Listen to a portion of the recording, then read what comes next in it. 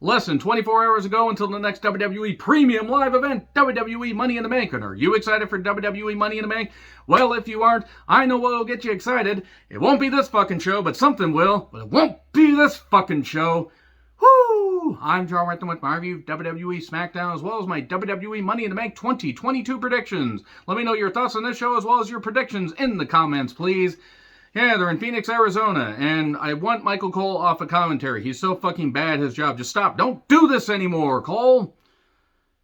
So every single participant in the men's Money in the Bank match sans one person because there's a vacant spot because Kevin Owens and the Ultimate Ezekiel could not have their match on Raw for whatever reason. If Kevin Owens is hurt or ill, I hope he's going to be all right. They find a way to rectify that. Mind you, with less than 24 hours to go until the Premium Live event. Gee, I wonder why they had to move it out of Allegiant Stadium and move it to the intimate confines of the MGM Grand. Let's hear it for WWE having to move it to the MGM Grand. Hey, at least I'll have more people than the Blackjack Brawl did. Herb Abrams, what were you like? Oh yeah, you were covered in Vaseline and cocaine and chasing hookers around with a bat because you were nuts. Enough about Herb Abrams. So yeah, every single guy's on ladders. That's not the highest Riddle was even earlier today.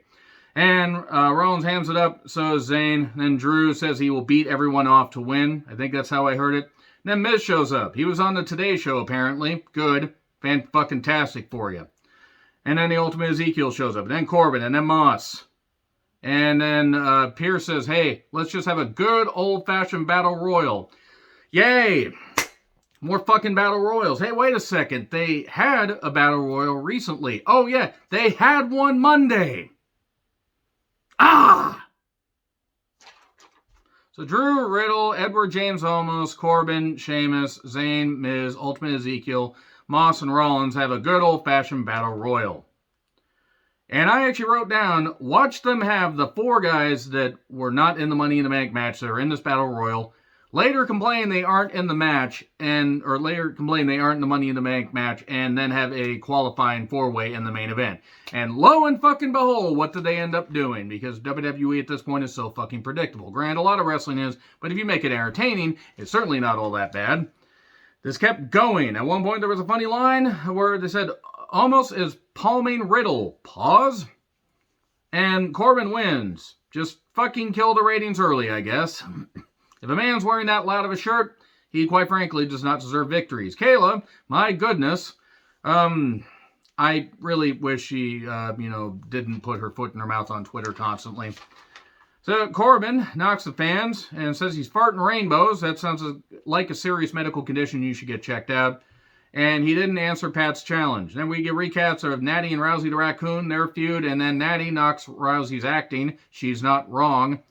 And yep, Ronda's acting like a child. Oh no, Ronda's pointing at the Sandy Hook conspiracy theories again, because she's known to do that, because she denies any shootings like that will take place. So then, New Day come out, we go to break, then we come back and they cut a promo on the Raiders. Let's get dangerous. And then the new vicious Viking Raiders, no really, that's how they were fucking introduced, come out and they hit New Day with all their stuff, all their, gimmicky, Renaissance Festival stuff. Huzzah!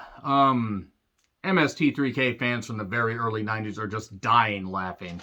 But anybody else has no idea what I'm saying. So they say they really just couldn't shield their anger here. Proud of that. It shouldn't be. Just hit myself now. There we go. And then, yeah, they beat them down. We don't have a match. Then Pierce is with the 4 guys, not Money in the Bank, and they're going to have a 4-way qualifier later. What?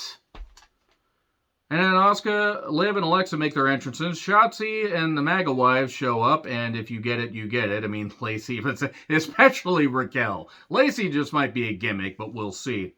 Tonight they're going to have a 6-man tag. Best understanding from Cole. Much wow. Here's Becky to talk to people in the arena, and then join commentary. Asuka, Liv, and Alexa took on Shotzi and the MAGA wives, and boy, can they get along. Liv nearly crashed on a dive. I thought she hurt her knee. Thankfully, she seemed to be all right. That's good. I want to see Liv succeed. This went long.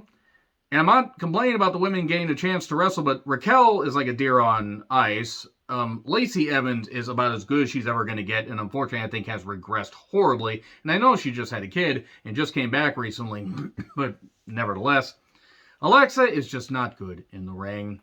Oblivion, 1, 2, 3. Shotzi sells great for Liv, and Liv tops her 1, 2, 3. Stop thinking about Akira. I know you're thinking about it. I don't even have the energy to really say anything. Unfortunately, with Liv winning just 24 hours before Money in the Bank, I fear she's not going to win. I hope she does.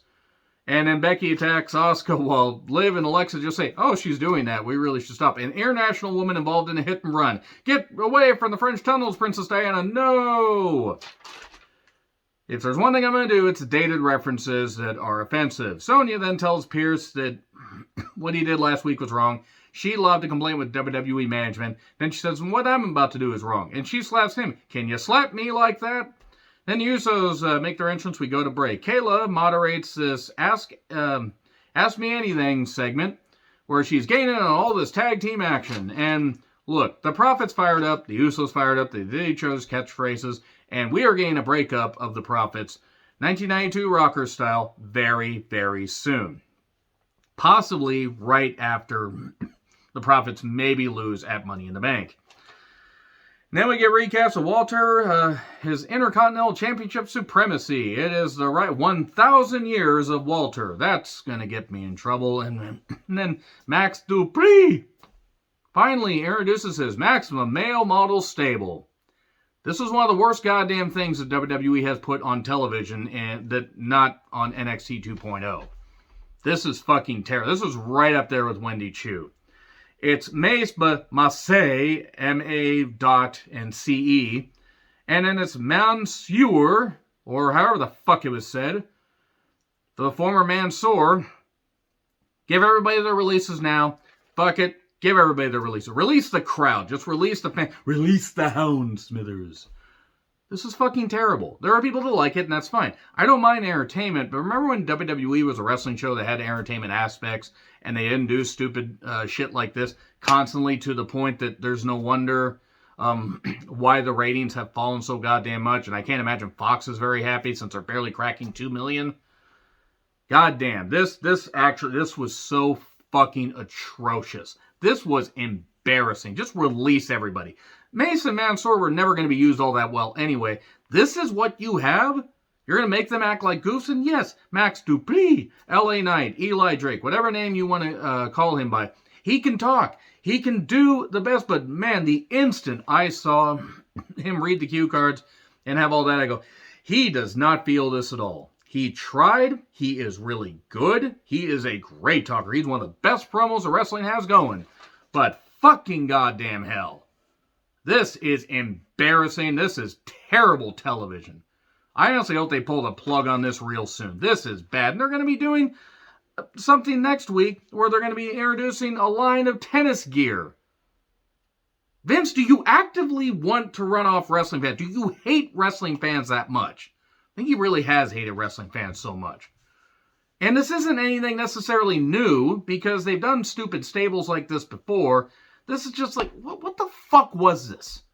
Whoever came up with this deserves to be taken to the gallows in front of their family. That's all I'm going to say.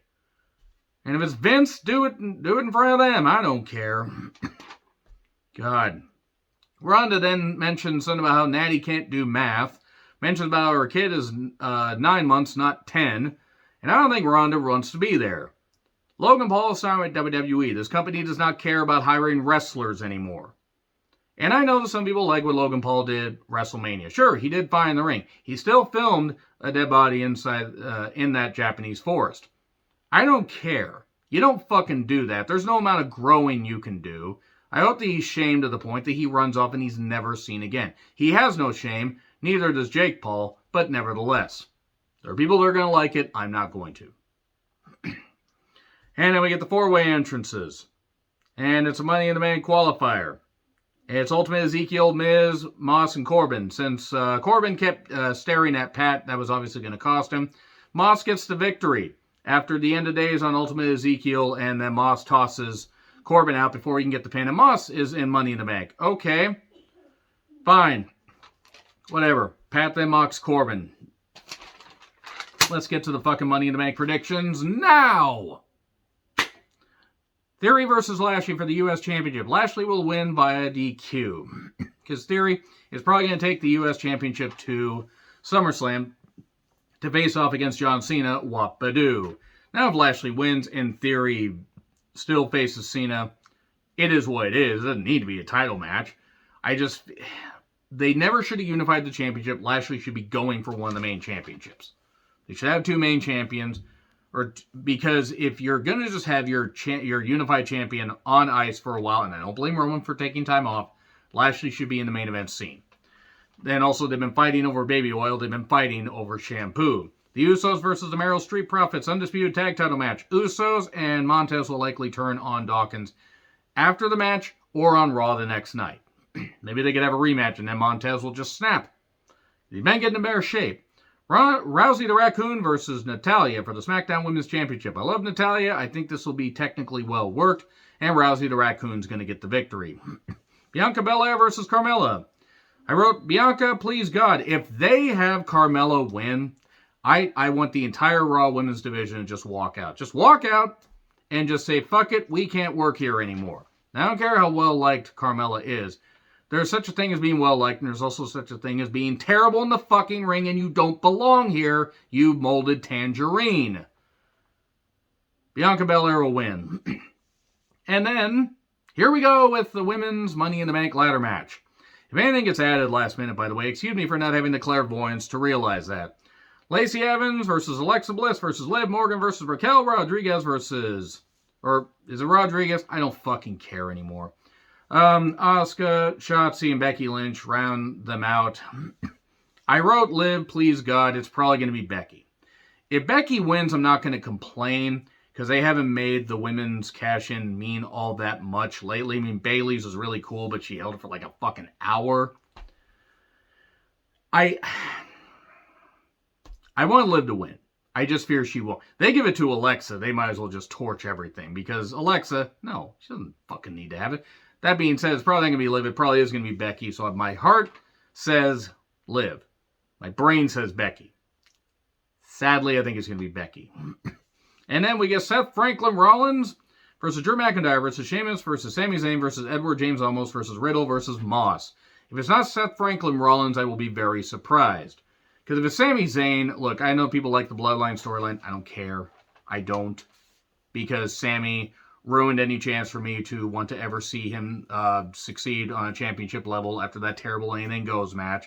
The most embarrassing thing that WWE has put in match form on their program in quite a while. I think Seth Franklin Rollins is going to win, and he's probably going to ultimately cash in, and it's going to be a last man standing match where he's going to pin either Bork or Roman, and have it just be for one of the titles. And then have Roman remain the Universal Champion, have the WWE Championship go to Rollins, and then you can freshen the thing up. That's all I have to say about that. Those are the predictions. That's everything else. Let me know your thoughts in the comments. Like, share, subscribe, Twitter handle in the description. I'm John Retlin. I'll see you soon.